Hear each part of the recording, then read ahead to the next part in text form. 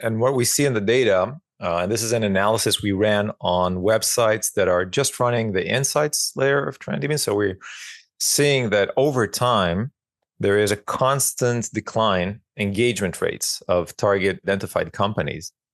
So what we did is we looked at the engagement rates of companies that are visiting over time. And what we're seeing very clearly is that it's becoming more and more challenging to capture attention. That means that it translates to higher acquisition costs, because if we're not able to capture a significant part of our visitors' attention, they will simply move on. I want to also mention something that actually we just talked about it today in another session we did with Checkpoint and Infuse, which was that due to the emergence of course, LLMs, large language models like OpenAI, Perplexity, we're seeing also a decline in traffic rates to the website. So we're actually dealing with two very challenging transformations. One, the decline in attention. People have just less attention to read. Like you said, websites are complex, lots of content. There's another trend. People are just not getting into websites as much as they used to because they're getting a lot of answers before that. The other thing that we're seeing is that a bigger part of the traffic is now coming from LLMs.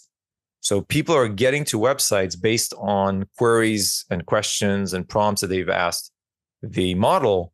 And that is now we're starting to see a very big shift from search-based traffic to LLM-based traffic.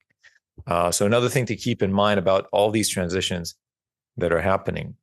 But on the flip side, if we are able to effectively converse, right, and recommend and engage our prospects and visitors on the website, we're actually able to stop this downturn. This is from companies who are actually running personalization, running these always-on activation campaigns or orchestrations.